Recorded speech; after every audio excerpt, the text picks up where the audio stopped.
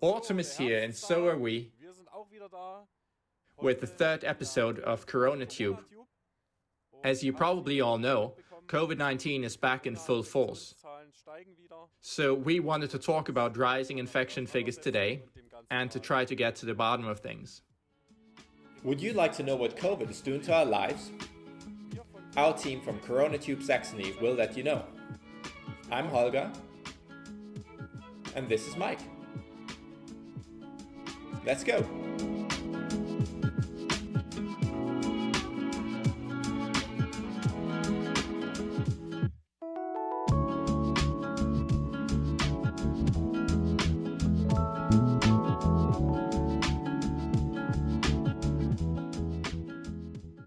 Throughout the summer, there was a lot of talk about the second wave of the corona pandemic. So now the second wave is here, and today we wanted to have a close look at the hows and whys of the current situation. As most of you probably are aware of, we were wondering why the number of infected is skyrocketing right now. Fortunately, we've got Fact Mike with us today, and, you guessed it, he's got a couple of facts for you. Many experts predicted the arrival of the second wave, but its strength was still surprising.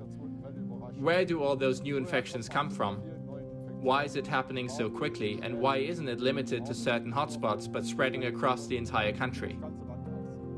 From other viruses, we are familiar with seasonal variability. Environmental factors such as low temperatures, little sunlight, and low humidity provide better conditions for most viruses. Moreover, people's behavior tends to change. We stay indoors longer and more often. It is a well-known fact that the virus spreads more quickly in closed environments when people are close to one another. In addition, many scientists argue that traveling contributes to rising infection figures. This hypothesis is supported by a correlation between rising infections and school holidays, which occur on different dates depending on the state you're in. Health officers are also reporting that they are no longer able to perform contact tracing due to the high number of reported infections. We therefore cannot exclude the possibility that many infected remain undetected, thus being able to continue spreading the disease.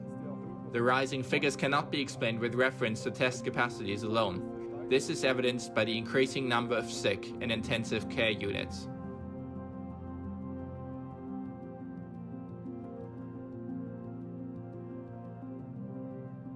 Mike just provided some explanations for the rising infection figures. Right now it is super important for everyone to stick to social distancing rules and to wear a mask. As the COVID situation differs from region to region, regulations also differ.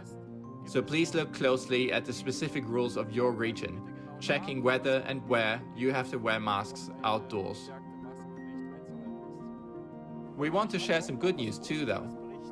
The COVID pandemic has a very positive impact on the cycling sector. If you like, you can have a look at our last episode of CoronaTube, which was about public transport and its alternative, cycling.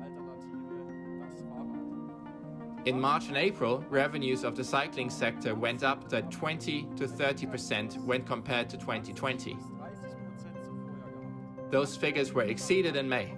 Bicycle commerce experienced a surplus of 100% against 2020, which was already the sector's best year in history. New jobs were created in the cycling sector, in both sales and administration, and there is also demand for bicycle mechanics.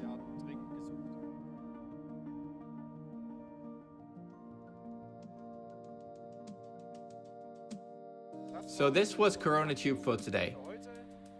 We hope you liked episode 2 and we'll keep track of the virus, stay in touch and, very important, stay healthy and take care.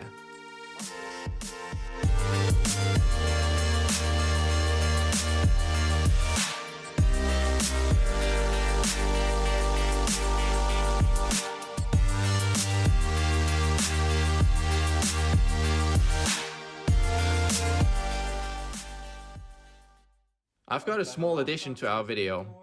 On the 1st of December 2020, the state government passed a new COVID regulation.